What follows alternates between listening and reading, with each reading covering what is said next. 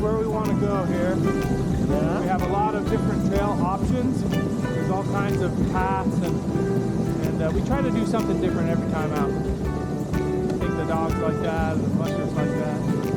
So you obviously grew up in this world, right? I mean, no, I didn't grow up a dog musher, but I was born in Alaska. I started working with dogs in 2013, and I did tours for several years before I decided it would be a fun and challenge and adventure to race in the Iditarod. You've got to do 750 miles of mid-distance races to qualify. oh wow. So I completed those several years back, and I was lucky enough to race Iditarod twice. Oh, that's awesome. Gee! Go right here. Yeah, 2021 and 2022, those are the years that I competed. I didn't compete last year or this year, but we'll I think about it all the time. I would love to get back out there again, and just have to make a good plan to do that. Does the Dogsledding Kennel have a team this year? Not this year. You know, Martin, the owner, he ran and completed 39 consecutive Iditarods, which is a record. Oh, wow. And last winter, the first winter in 39 years that he didn't race, so he's officially, hung up the harnesses and retired from racing. Oh, wow. But for many years, he did have younger folks that would help him train and care for the dogs, and in exchange for that hard work and commitment, they would be offered the opportunity to race a young team in the Iditarod, a 2-year-old or 3-year-old dog team. Wow. So we did that for a lot of years. And that's kind of the route that I've taken. I've gotten some unique opportunities to work with some other mushers, and I've raced other folks' dogs. So I don't own a whole team myself at the moment. It is neat. We feel really fortunate, that we get to be out here every day with the dogs. I bet. This is amazing. It seems like it's very peaceful. It is. When you're out here, there are no distractions. You're very much living right in the moment, just like the dogs are. And you're definitely at peace out here with them. It's nice. Yeah. And we're entering out onto public land. This is all public land, so we see, on occasion cross-country skiers and folks with fat tire bikes, and sometimes a snow machine or two, but mostly we have it to ourselves. It's beautiful out here. Sure is, yeah. It's a nice day for it, not too brutally cold. Pretty nice. Yeah. How you doing, Riley?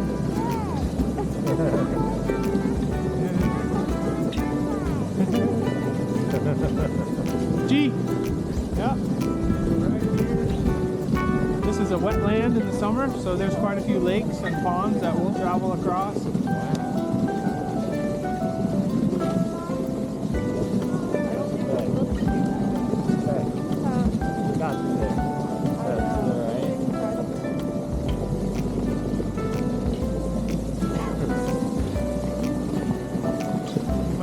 Every so often the dogs will reach over and they'll take a mouthful of snow. Yeah. And they get just a little drink by doing that. Oh, they are. Well, yeah. And they get, it's almost more of a way that they can cool themselves down. There's not a ton of hydration to be had by eating snow, but yeah, it's kind of fun to watch them dip for snow. And when we stop eventually here, you'll get a kick out of it. They're all gonna just dive right into the snow bank, start rolling around in it. And that'll be awesome. Snow dogs. Yeah. So these 6-mile runs are like nothing to these dogs. Yeah, it's a lot of times it's kind of a, the racers when you're doing these training runs, and you'll usually try to, just like any sporting event, you try to practice how you play. So you'll train how you race, you'll run the dogs, 40, 50 miles, you'll rest for 4 or 5 hours, about an equal amount of running and resting, and then you'll get up and do it again and maybe cover 200 miles and give them several days off with a lot of calories and give them lots of massages, and then take on a 5-mile stretch run. So yeah, this is just enough to keep us moving.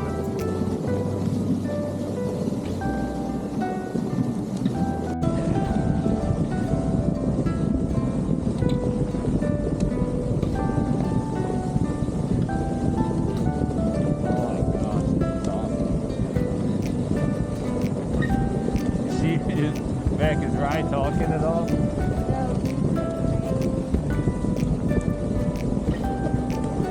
Ask her, is she seeing them them take bites of snow? Huh? They also go to the. We're very efficient. They do all that stuff while we. They do it on the run? Yeah. Oh my gosh, that's Just like a. she was asking us about that. Like, Just like a horse or a mule, they do their business as they move down the trail. did you see? Are you seeing them take bites of snow? It's pretty funny.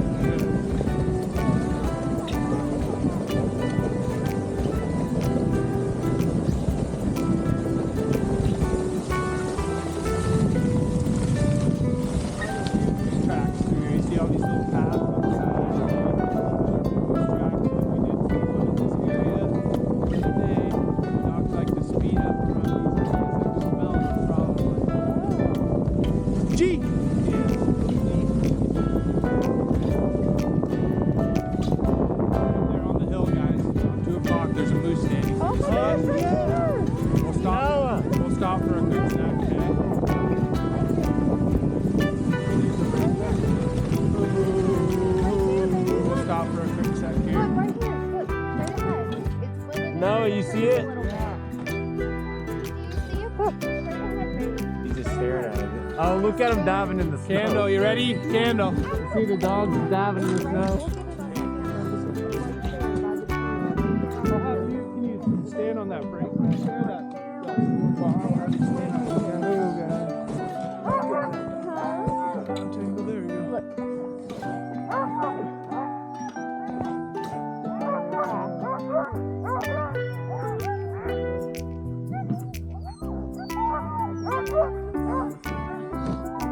The dogs are smelling it. Some of them haven't seen it yet, but they're smelling it. They're looking around. They smell it, but they don't see it. So as far as directions, oh, there he goes.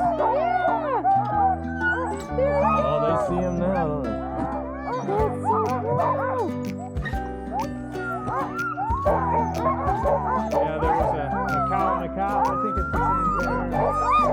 Yeah. She might be one, but Oh my goodness, he's coming down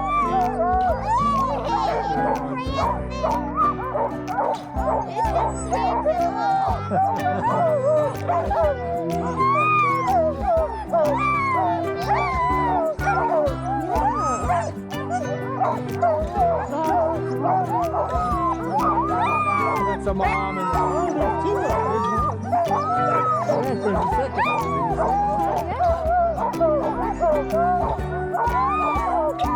Thank you for stopping. Yeah, you're welcome.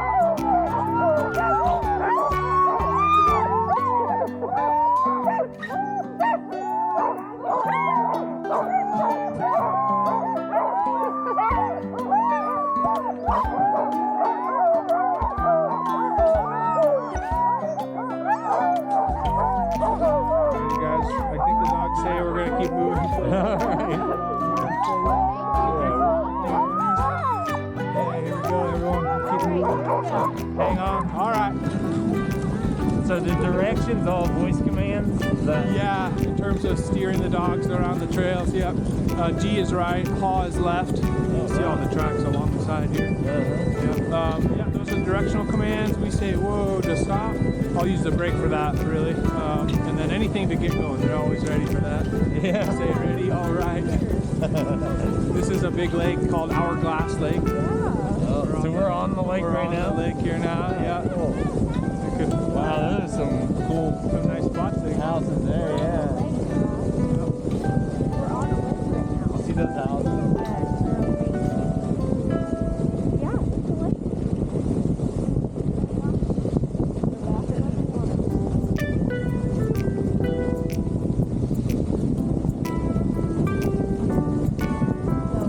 This mountain that you can see on the left-hand side with the clouds just hanging over it is known as the Sleeping Lady, and it's a pretty prominent landmark for this area. And you can see it from Anchorage. It does look like a person laying on their back. You can't see it really well at the top. Mount Susitna is the end. Well, neat. I'm glad we got to see some wildlife. Yeah. Yeah, that's awesome. That was pretty neat. Yeah.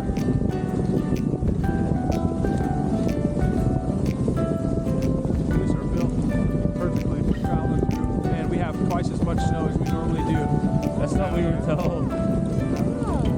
It's been a record-breaking year for you guys, hasn't it? It has, yeah. We've had tons of snow. That little building there is a place where duck hunters hide, and it's a duck blind. Yeah? Yeah. Where's that? It's just off behind us here. Just passed by there on the left. Yeah.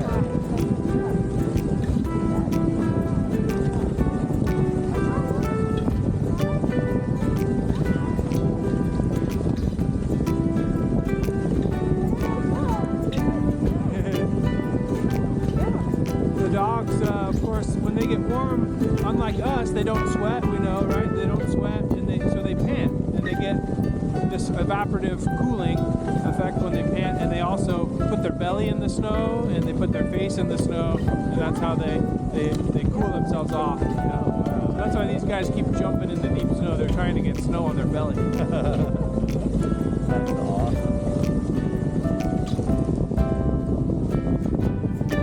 And what time of year is it like? You guys know you can run the lake. Our last day of tours last season was April 15th, and the lakes were still doing okay, but the snow conditions were really the base of this trail starts to fall out, and the dogs start punching through the snow, and it's really soft and slushy. So a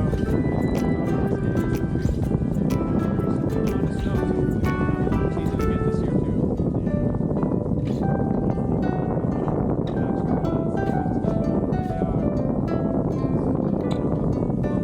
That we're in, I think it's supposed to get a little bit above freezing in the next day or two. We have so much snow, it won't make it much of a difference. Yeah.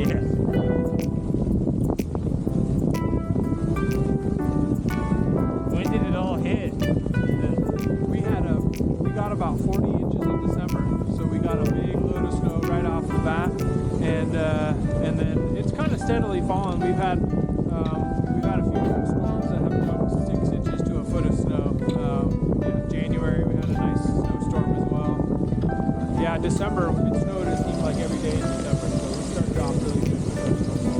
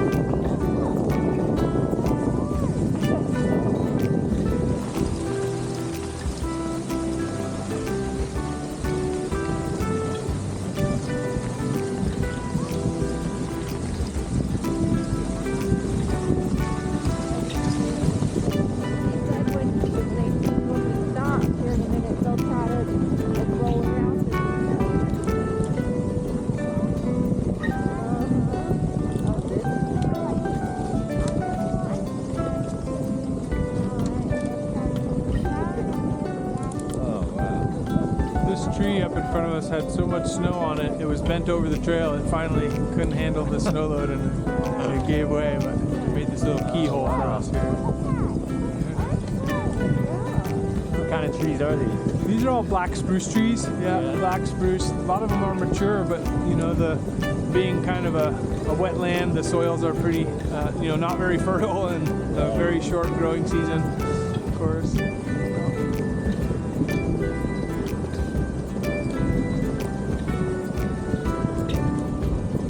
Go up for a little wider section of trail here, and then we'll pull over and we'll make a stop. And if you feel like getting out and stretching your legs, you can.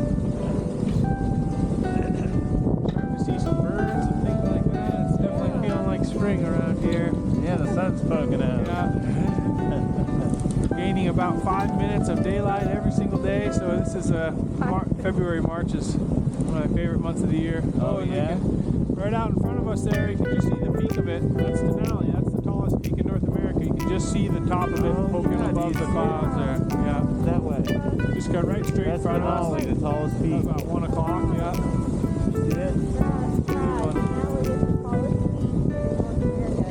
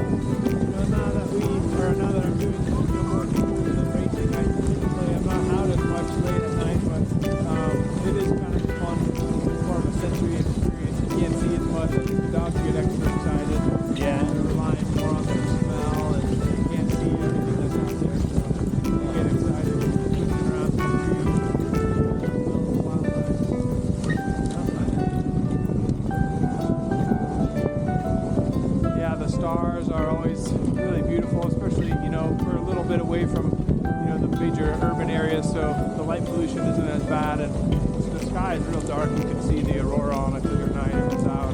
Yeah. It's pretty fantastic to Oh, see. my bad. Yeah, we haven't seen them. Oh. There's always a chance if you have some clear sky, and you know, maybe 10 p.m. to 2 a.m. is probably the peak hours, but you could also see it at, you know, 3, 4 in the morning. It kind of is like predicting a rainbow. You just never know when it's going to pop out. Yeah. Yeah. Is this a good time to see it? I would say so. You know, this time of year, you know, being a little more mild temperature-wise, you know, you're standing outside, and so you don't have to freeze your tail off too bad. And it's definitely still visible this time of year. Yeah. Yes. Into April, about the middle or end of April is when it'll start to change a little bit. They are almost always visible up in Fairbanks. Fairbanks is definitely a very prominent place where you can see it just a little further to the north. Yeah. Yeah, you'll see it pretty well. Okay, we're going to go ahead and stop here, and you're going to head over onto the right side. Ho! Oh my goodness, sorry. that's so funny. Oh, I guess we're gonna stop over there. They just want to run. Look at their faces. Oh, they love it. Look at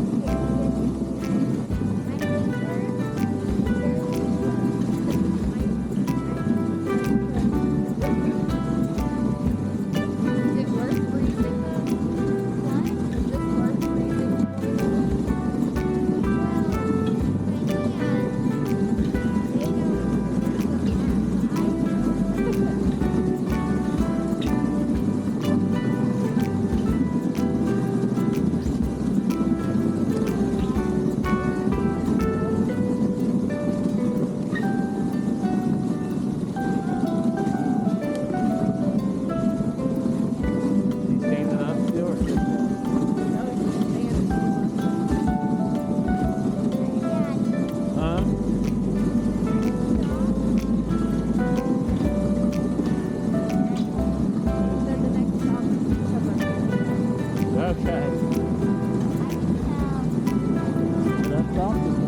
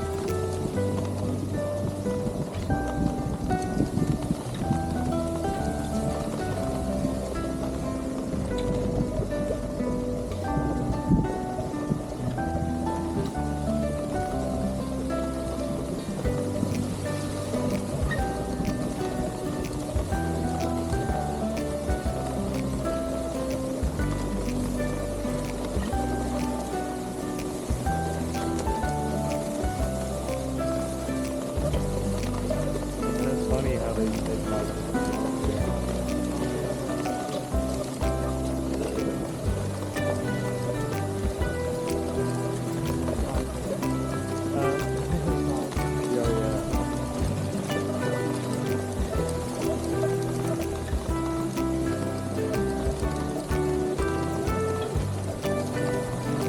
I don't want to do that.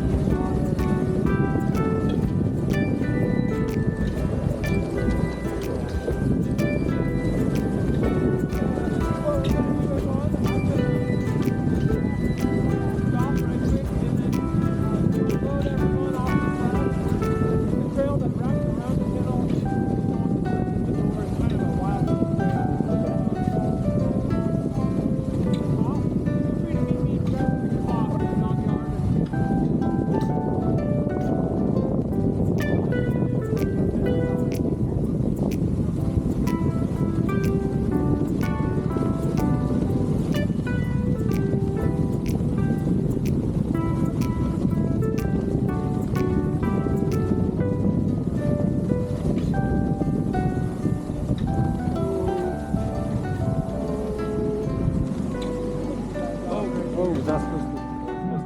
Right,